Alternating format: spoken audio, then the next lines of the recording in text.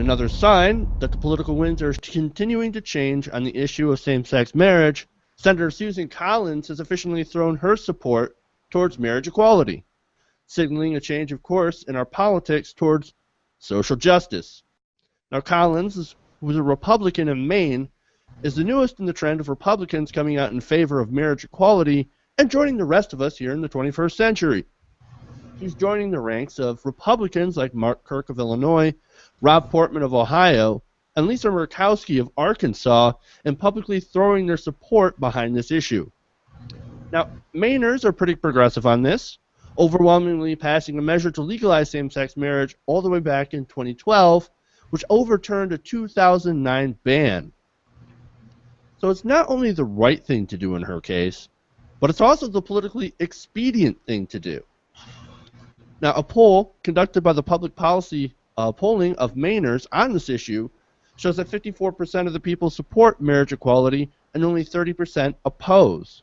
And polls conducted since 2011 have seen the opposition drop and support rise every year. The 2013 poll was actually 5 percentage points less than the national average.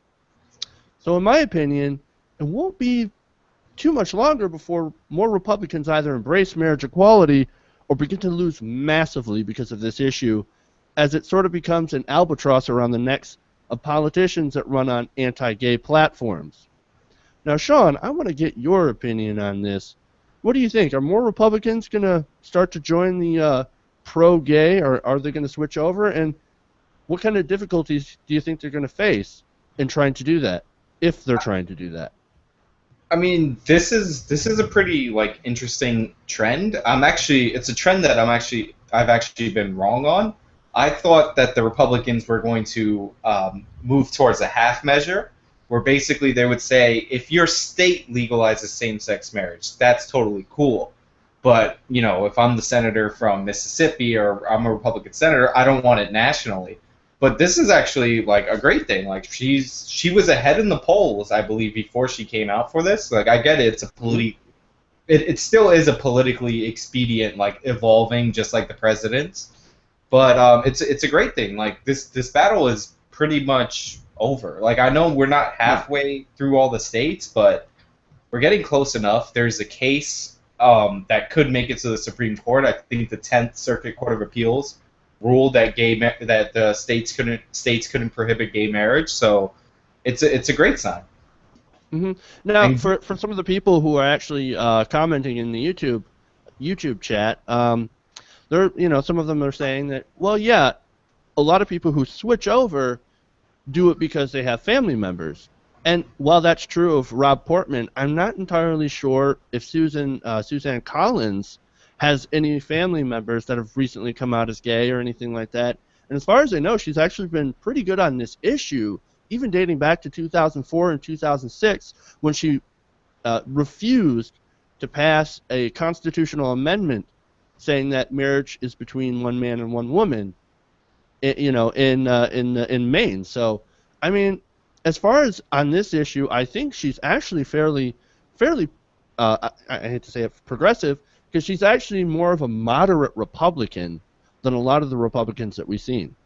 I mean, she kind of has to be. She's a northeastern Republican. That's the theory that you have to be moderate on at least some social issues. I remember when Giuliani was the mayor of New York City, he was a pro-life mayor, a pro-choice mayor, which kind of killed him in his presidential bid. But those positions help you in the Northeast because they're more liberal on average. And I don't know. She might have a family member, but we haven't heard about it. It's not like Portman, whose son was gay, and when he found out he wasn't going to be the vice presidential nominee, decided to have this awakening. Right, and it, I think it was definitely fair also to point out how President Obama, and a lot of politicians somehow just suddenly evolve on the issue. And so, I think it's fair to point that out and point out how, stupid it is. Either you're for it or against it. You don't really evolve on it. And that's where it goes down to the politics of the whole thing, is that, people that are, politicians, and Susan Collins might be one of these people that just kind of go like this, and Oh, where's the wind going? Where's the wind? Pro-gay marriage? Totally pro-gay marriage. What are you talking about? I'm definitely pro-gay marriage. But hey, you know what? I'll take it where I can get it.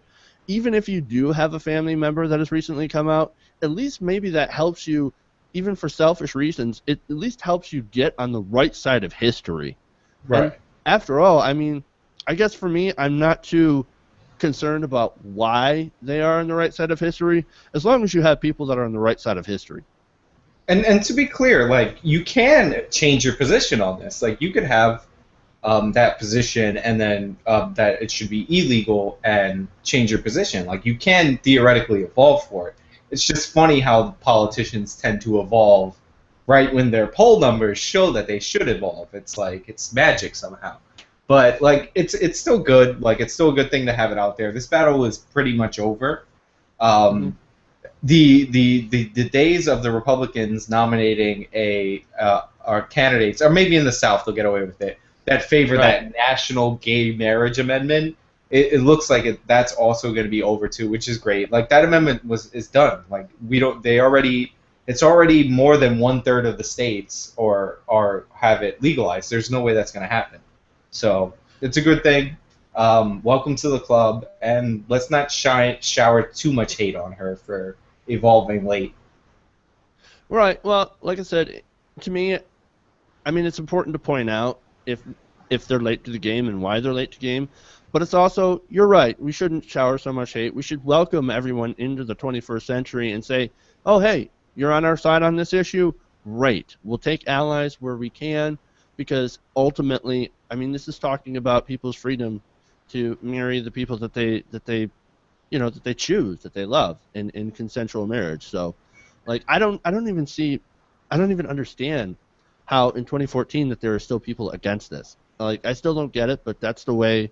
I mean, that's the way our country is, and that's the way our country has, and for lack of a better word, continued to evolve. But big shout out to Indiana, which is one of the most recent states to have their same-sex marriage bans struck down. Remember, we recently talked to one of the candidates that's running for a Senate district, I believe, Patrick Lockhart, and he was definitely pro same-sex marriage.